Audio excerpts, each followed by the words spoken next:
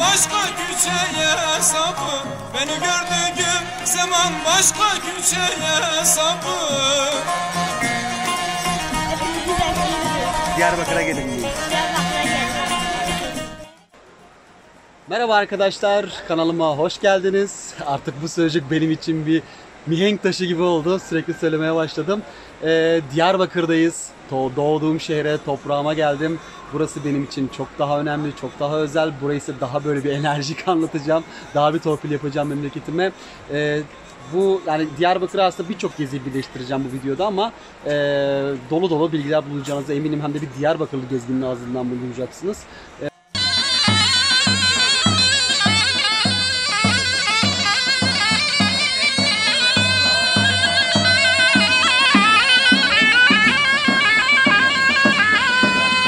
Şu anda 10 Gözlü Köprü'ye geldik. Buranın önemini biraz anlatayım size. Burası dünyanın en ünlü köprülerinden bir tanesi. Çünkü dünyanın en sert taşlarından bir tanesi olan bazalt taşından yapılmış bir köprü. Mervaniler yapmış 11. yüzyılda bu köprüyü. Zamanında Roma İmparatoru diğer taraftan yardım gelmesin diye bu köprünün yarısını yıkmıştı. Ama sonradan bu köprü tekrar yapıldı. Aynı zamanda da Süryanlar de ileride bulunan işte Kırklar Dağı'nda bulunan Kırklar Kilisesi'ne de ulaşmak için bu köprüyü oldukça kullanmışlar. Hatta bir köprünün daha varlığından söz ediliyordu ama o zamanla yıkılmış. Şu anda hani 10 Gözlü Köprü'deyiz. Turumuza ilk başladığımız yer burası diyebiliriz, Diyarbakır merkezde.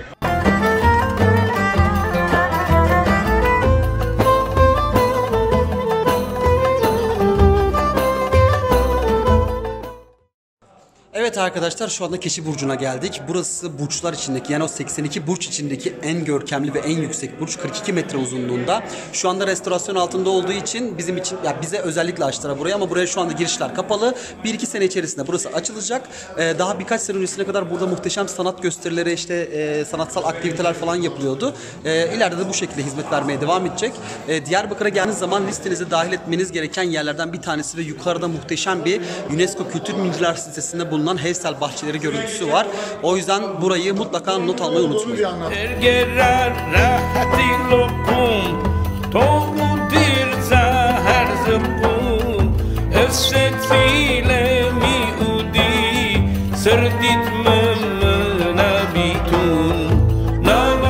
Şimdi bakın, şu karşıda gördüğünüz yer Şemsi Tapınağı. Burası güneşe tapanların ilk başta kurduğu yermiş. Sonradan bu devasa burcu yapmışlar üstüne.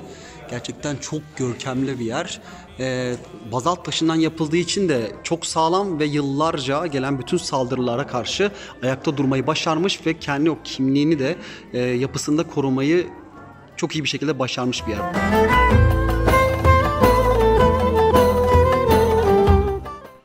Evet, şimdi görüp görebileceğiniz en güzel manzaralardan biriyle sizi baş başa bırakıyorum arkadaşlar. Karşıda muhteşem Hevsel bahçeleri.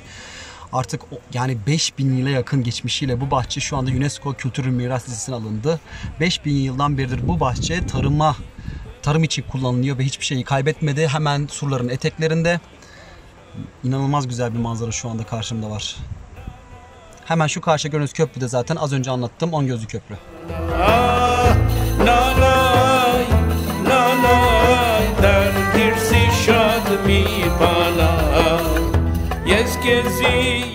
Şimdi Diyarbakır suları ile ilgili biraz hap bilgi vereyim size arkadaşlar. Diyarbakır suları dünyanın en büyük kalesi. Bakın, Çin Seddi dünyanın en uzun, tabi 4500 metre uzunluğunda ya da 5000'e yakın kilometre uzunluğunda. Burası 4,5-5 kilometre uzunluğunda. Arada 1000 kat fark var.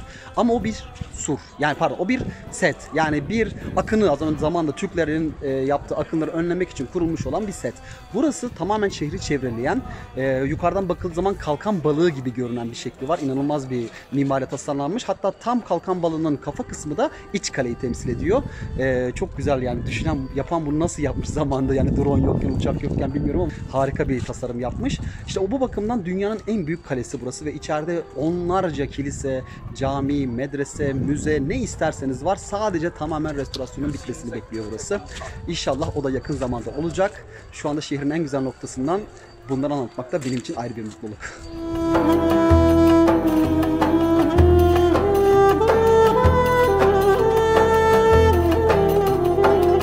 önce size anlattığım kalenin içindeki kale dediğimiz iç kale kısmına geldik. Buraya saray kapısından giriş yapıyorsunuz. Hemen arkamda gördüğünüz kapı.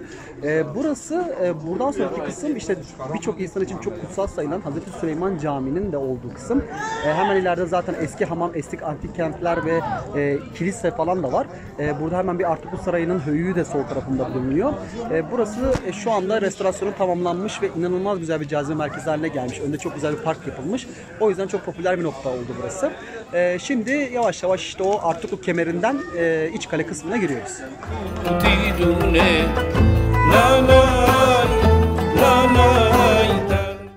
Evet arkadaşlar, şu an İçkale'de bulunan Arkeoloji Müzesi'ne geldik. Burası da bölgedeki en iyi müzelerden bir tanesi.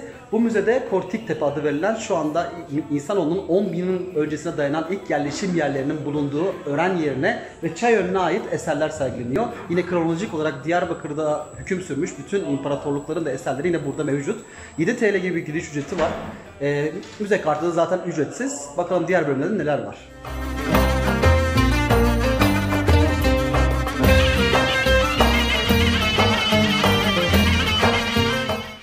Şimdi müzede birçok uygulama var arkadaşlar. Hem eseri görürken hem de açıklamalarını, yan tarafta da sinevizyonlarda gösterilerini, yani nasıl bir yerler olduklarını görebiliyorsunuz. Yine dönem dönem ayrılmış durumda. Tüm kronolojik sıraya göre eserler sergileniyor. Böyle çok güzel odalarda tamamen işte tarihi mekanı, yani daha doğrusu tarihi mekanların içinde öğreniyorsunuz. İşte görmek istediğimiz aslında görüntüler de bunlardı. Çok büyük müze yapmanız önemli değil, o ambiyansı hissettirmeniz önemli. Bundan güzel örneklerinden bir tanesi de Diyarbakır Arkeoloji Müzesi.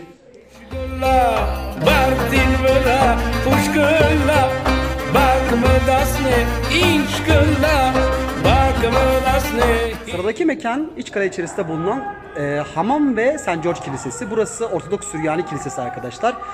Muhteşem bir yapı çünkü iki bölümden oluşuyor. Arka taraf kilise, ön tarafta Artuklu döneminde yapılmış bir hamamı burası size anlatıyor. İç tarafta parmak izine benzeyen bir tavanı var. Bu da akustiği çok ileri seviyelere taşıyor ve beyaz karşılıklı bulunan beyaz sütunlarda içerideki işte havanın daha serin olmasını sağlıyor. Çünkü malum biliyorsunuz bu bölge çok sıcak bir bölge. Burası fotoğrafçılar için inanılmaz güzel bir yer. Özellikle düğün fotoğrafçılarının en favori bölgelerinden bir tanesi. Zaten videoda göreceksiniz birazdan.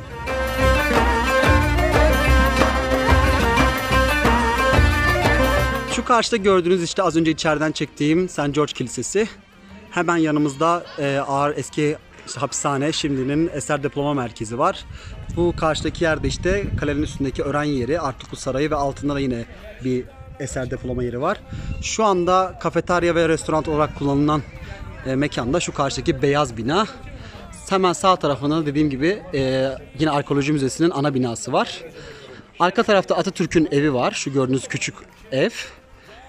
Yanında İl Kültür Turizm Müdürlüğü'nün binası var ve arkasında da hemen göreceğiniz bu muhteşem minarede Hazreti Süleyman Camii'nin minaresi. Burası da eskiden Ağır Ceza Mahkemesi ve hapishane olarak kullanılan kısım arkadaşlar. Şu anda restorasyon bitene kadar burası eser depolama merkezi olarak kullanılıyor. Burası da gerçekten çok güzel bir mimariye sahip. Avlusunda gerçekten çok güzel şeyler yapılacağını şimdiden hayal edebiliyorum. Şimdi arkadaşlar bu Diyarbakır Müzesi'nin içindeki bir uygulama yerine geldik. Burası biraz da çocuklar için yapılmış bir kısım. İlk baştaki size göstereceğim şey, burada siz sikke yapmayı öğreniyorsunuz. Pers döneminden kalan bir sikkeyi yapacağız. Sağ olsun, ismini göreceğim, Abdullah. Abdullah Bey bana yardımcı oluyor. Şu gördüğünüz gibi 3 defa. 3 defa orta şiddetle vurunca. Evet, şöyle bir artık hatıra paramız, Pers dönemine ait bir paramız oluyor. Çocuk dostu bir yer burası arkadaşlar. Gördüğünüz gibi Diyarbakır'ın unutulmaya yüz tutmuş, belki de Türkiye'de birçok bölgede oynanan çivili maç oyunu diyelim. Hani çivilerden yapılan sahalarda biz bozuk paralarla oyunlar oynardık. Bunlar var. Muhteşem bir Diyarbakır maketi oluşturulmuş burada arkadaşlar. Her yeri sokak sokak, eser eser görebiliyorsunuz. Onun dışında bakın küçük eserlerin işte replikaları. Yine burada topaçlar var. Az önce ben gördüm, bakın şurada var. Bizim çocukluğumuzun en güzel oyuncaklarından. Sonra buradan hemen zaten topacınızı çıkartıp içeride bir sürü topaç var. Çocuklar topaç oynayabiliyorlar. Sonrasında burada yine çok güzel bir şey var.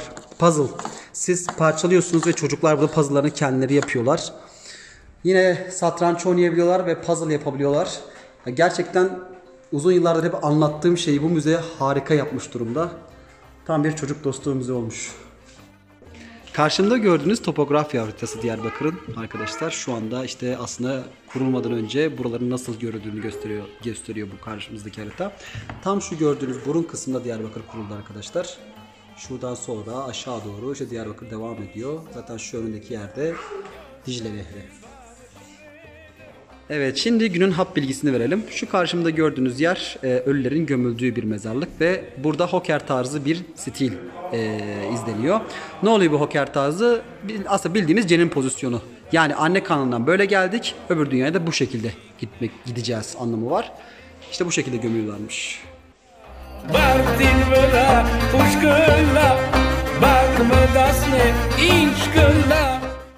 Evet, şimdi sırada bu bölgenin en nadide eseri var. Şu arkamda gördüğünüz Aslanlı Çeşme, ağzından su akıyor ve insanlar taslarla sularını içiyorlar. Burası bir Artuklu eseri yine. Eskiden burada 2 tane çeşme vardı ama maalesef burada dönemin bir astsubayı, bir askeri bunlardan birini alıp götürmüş. Görüyorsunuz bu da tek başına kalmış. Yani yapacak bir şey yok. İnşallah bunu korumayı başarırız. Buna bir şey olmaz en azından. Hemen zaten Artuklu kemerinden içeri girdiğiniz zaman ilk karşınıza burası çıkıyor.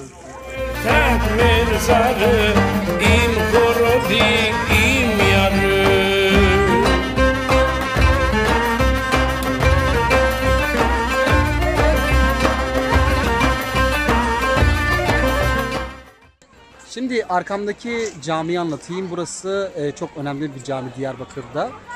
Burası Hazreti Süleyman Camii. Halit bin Velid'in oğlu olan Hazreti Süleyman buraya Fetih Kapısı'ndan girdiği zaman 40 sahabeyi burada şehit veriyor.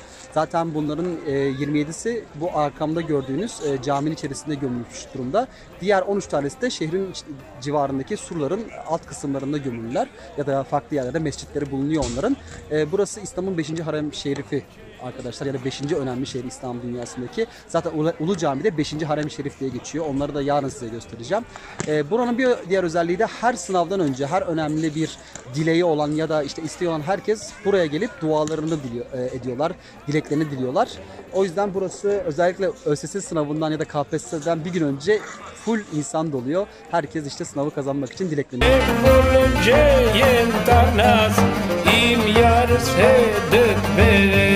Ey canım canım canım, vay canım canım canım.